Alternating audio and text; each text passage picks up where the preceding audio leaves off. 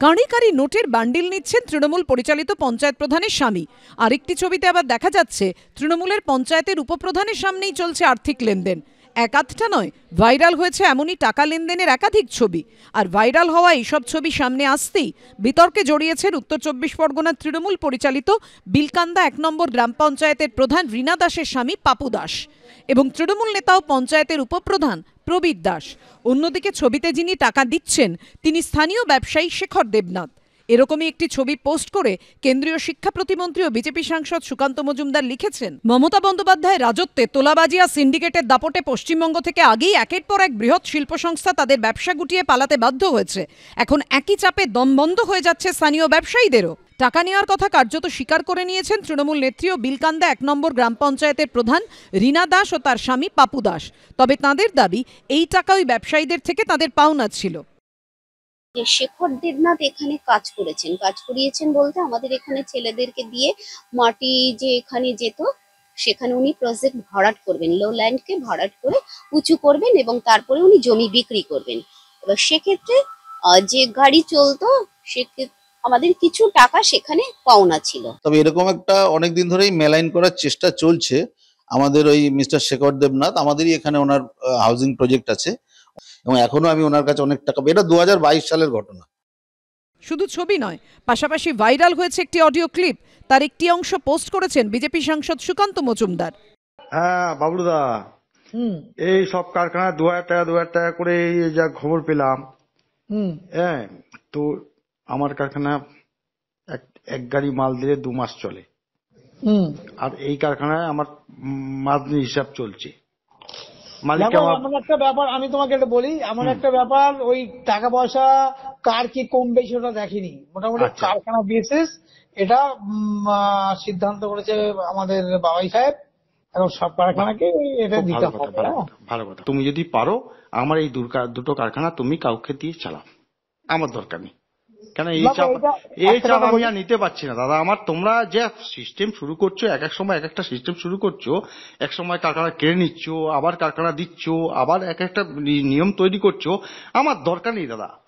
হ্যাঁ আমি চাষবাস করে খাবো দাদা, খুব শান্তিতে। ফায়দা আমাকে তো দেখা করে বললো, যেহেতু তুমি তো আমার পাড়ার জনপ্রতিনিধি, তুমি প্রথম তো এই সিস্টেমটা তৈরি করেছো, তা এক একটা জিনিস তৈরি করছো, সেটা তুমি তৈরি করো। আমার দাদা ভাই আমার এই চাপ দিও না। হ্যাঁ আমার খুব প্রেশার হয়ে যাচ্ছে, বুঝতে পারো তো।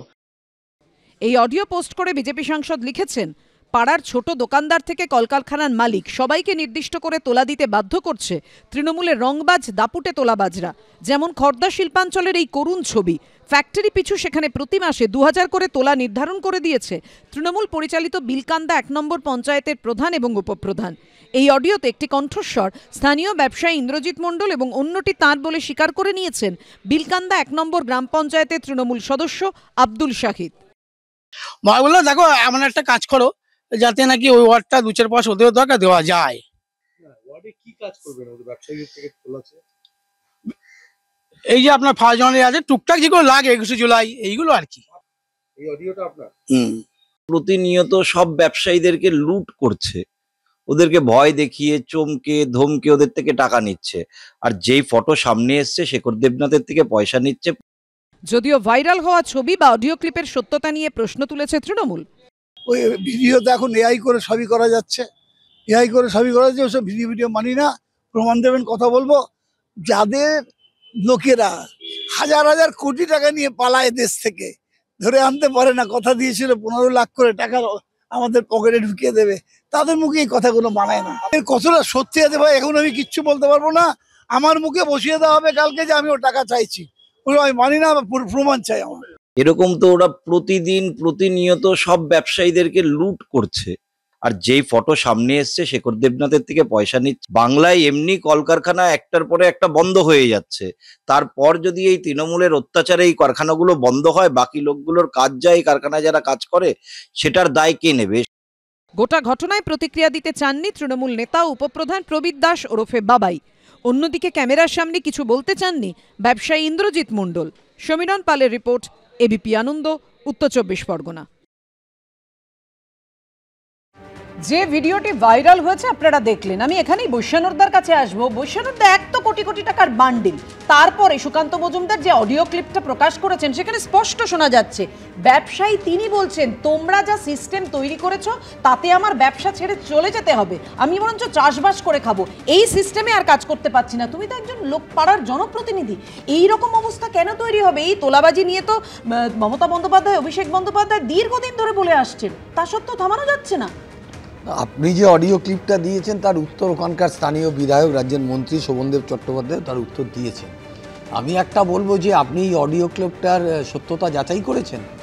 আপনি তো প্রচার করছেন, প্রকাশ করছেন, দেখাচ্ছেন, সব ঠিক আছে, কিন্তু এটার তো আপনি এখনো তো প্রমাণ হয় না যে প্রমাণ করা গেছে যে এই লোকটার সঙ্গে এই লোকটার কেউ অ্যাডমিট করেছে যে আমাদের বক্তব্য আমরা কথা বলছি।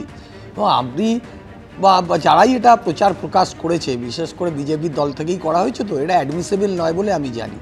অডিও ক্যাসেট আইন অনুযায়ী এটা অ্যাডমিসেবল নয়। যে কোনো মানুষই গলা অন্য একজন হরবোলা যে কেউ কপি করে দিতে পারে। এবার এখানে তৃণমূল কোথা থেকে যোগ হলো, তৃণমূলের লোক কোথা থেকে যোগ হলো? আপনি হঠাৎ করে তৃণমূলকেই এই প্রশ্নের উত্তর তৃণমূলকেই টার্গেট করে বলা হচ্ছে কেন, বিজেপি কেন এটা করছে, তার উত্তর ওরাই দিতে পারবে। যদি কেউ অন্যায় করে থাকে এত কিছুর পরেও যদি কোনো জায়গায় প্রমাণ করা যায় যিনি অন্যায় করবেন তার শাস্তি হবে, তাকে ছেড়ে কথা বলা হবে না।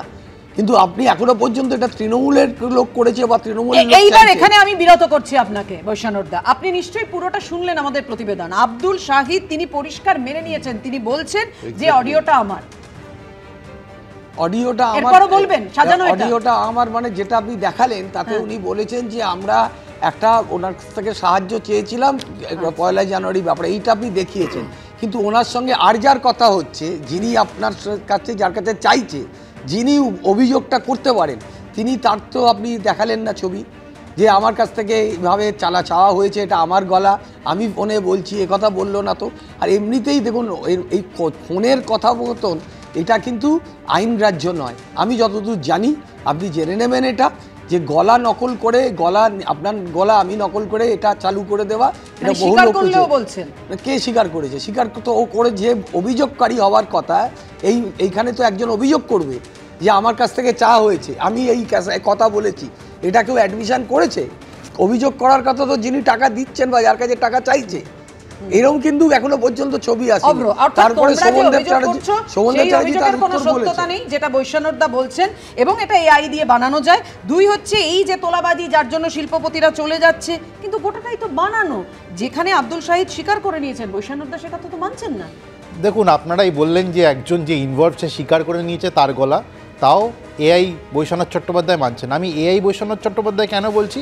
এআই মানে আর্টিফিশিয়াল ইন্টেলিজেন্স নয়, এআই মানে এই ক্ষেত্রে অল ইন্ডিয়া নয়, এআই মানে অদ্ভুত ইন্টেলিজেন্স। মানে অদ্ভুত ইন্টেলিজেন্সের কেউ যদি ধারে না পারে, তাহলে কিন্তু এই ধরনের একটা সুন্দর বিশ্লেষণ কেউ এই ব্যাপারে দিতে পারে না, যেখানে যে ইনভলভ সে নিজে বলে দিচ্ছে হ্যাঁ আমার গলা, তারপরেও এআই বৈশ্বনাথদা বলছেন যে না না এটা কোনো প্রমাণ হয়নি। খুব ভালো কথা। তা আমি বলছি যেই অডিওগুলো তৃণমূল কংগ্রেসের তরফ থেকে বের করা হয়, মানে বলতে আমার হাসি পেয়ে যাচ্ছে, সেগুলো খালি বোনাফাইড, আর এবিপি আনন্দ যেগুলো দেখায় সেগুলো হচ্ছে সব নকল। এটাই হচ্ছে বৈশ্বনাথদার মূল বক্তব্য। কিন্তু একটা জিনিস আমাদের মনে রাখতে হবে, যেই অডিওটাতে মহান তৃণমূল নেতা, মানে বৈশ্বনাথ চট্টোপাধ্যায় থেকেও মহান তৃণমূল নেতা অনুব্রত মণ্ডল পুলিশকে কাঁচা কিস্তি দিয়েছিলেন, সেটার সত্যতা কিন্তু তারা কিন্তু মেনে নিয়েছিল, এবং মেনে নিয়ে তারপর ওখানকার লোকাল পুলিশ আপনাদেরকে, এবিপি আনন্দকে চিঠি দিয়েছিল যে ভাই এই কিস্তি খাওয়ার অডিওটা বারবার করে চালিও না। তা আমি বলছি এক যাত্রায় পৃথক ফল, এটা কতবার আমরা দেখব? এই ধরনের যদি এআই মার্কা, অদ্ভুত ইন্টেলিজেন্স মার্কা বিশ্লেষণ বারবার করে তৃণমূল কংগ্রেস প্রতিনিধিরা করেন, আর কি বলি বলুন তো? আর এই দলের মহিমাটা কোন জায়গাটা বলুন তো? আমার অন্তত জানা নেই যে এআই বৈশ্বনাথ চট্টোপাধ্যায় নিজে তোলাবাজি করেন, আমি জানি না, উনি করলে উনি সেটা বলতে পারবেন। কিন্তু যেই লোকটার ব্যাপারে আমি অন্তত জানি না সে তোলাবাজি করে, তাকেও আজকে এবিপি স্টুডিওতে বসে তোলাবাজদের সমর্থনে কথা বলতে হচ্ছে। এটাই হচ্ছে তৃণমূল কংগ্রেস, অদ্ভুত দল এটা। নমস্কার।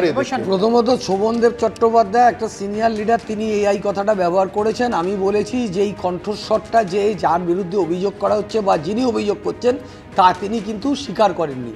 যে অভিযোগ করেছে, যে অভিযোগ, যার বিরুদ্ধে যিনি অভিযোগ করছেন, সুকান্তবাবু তো অভিযোগকারী নয়, উনি একটা অডিও ক্যাসেট বাজারে ছেড়েছেন যদি তৃণমূলকে বদনাম করা যায়। কিন্তু যিনি অভিযোগ করার কথা, তিনি ভিডিও এসছে, একটা ভিডিও এসছে বৈশানরদা, আর দ্বিতীয়ত যারা অডিও টেপে ইনভলভ তাদের দুজনের মধ্যে একজন বলে দিয়েছে যে হ্যাঁ ওটা আমার কণ্ঠস্বর।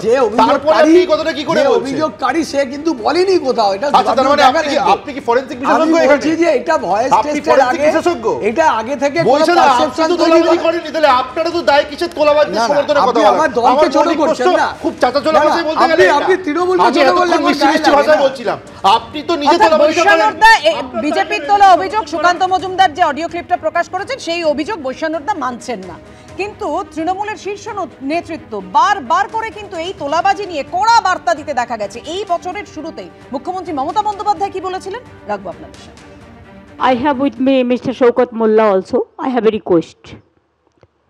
Please see that we should help, we should cooperate them in all ways, at all levels.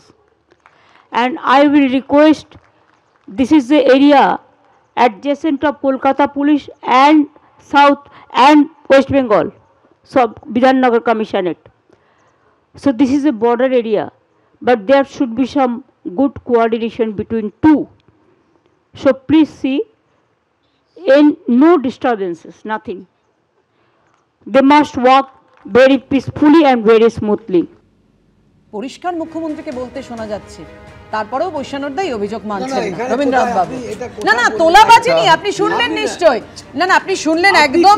Infosys যাতে ভালো ব্যবসা করতে পারে, শওকত মোল্লা তুমি দেখবে, মুখ্যমন্ত্রী মমতা বন্দ্যোপাধ্যায় বললেন। তার মানে কি তোলাবাজির কথাটা যে করা হলো? এটা হচ্ছে তৃণমূলের স্ট্যান্ডার্ড প্যাটার্ন।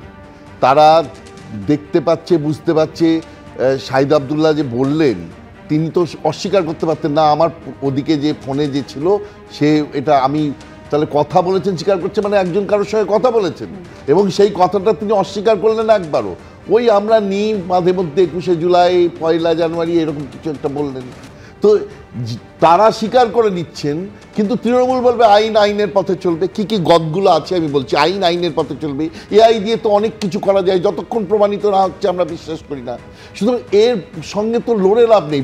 বিষয়টা হচ্ছে পশ্চিমবঙ্গের মানুষ জেনে গেছে যে উপরতলা থেকে অ্যাডমিনিস্ট্রেশনের চিফ তিনি বলবেন এটা করা উচিত নয়, ওটা করা উচিত নয়, কিন্তু বার্তাটা থাকবে করে যাও এবং 75-25 দিয়ে যাও। এই জিনিসটাই ঘটনাটা ঘটছে দীর্ঘদিন ধরে পশ্চিমবঙ্গের রাজনীতিতে ঘটে আসছে, এবং টাকার পাহাড় 50 কোটি টাকা পাওয়া যায় এর খাটের তলা থেকে। তারপরেও যার বান্ধবীর খাটের তলা থেকে পাওয়া গেল, তিনি বেরিয়ে এসেই জামিন থেকে বেরিয়ে এসেই বললেন যে দুর্নীতি কোনো ইস্যু না, মানে দুর্নীতি করেছে এমন কিছু ব্যাপার নয়, আমি স্বমহিমায় কদিনের মধ্যেই প্রতিষ্ঠিত হবে, এবং সে ব্যাপারে বোধহয় অলরেডি তৃণমূল দলকে চিঠিও দিয়ে দিয়েছেন।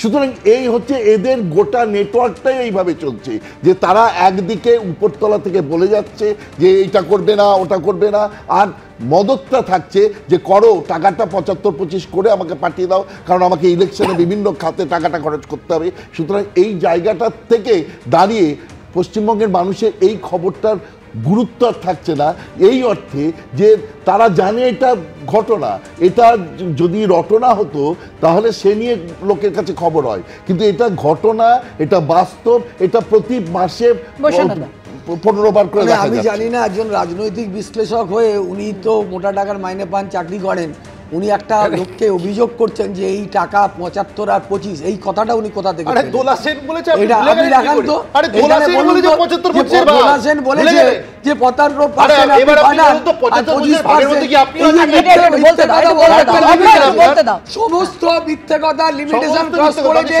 এটা বারে বারে বলার পর নির্বাচন হচ্ছে, মানুষ আপনাদের কথা ফেলে দিচ্ছে, আপনাদের সিট কাটছে, আপনারা হেরে যাচ্ছেন, তারপরে আপনি মিথ্যে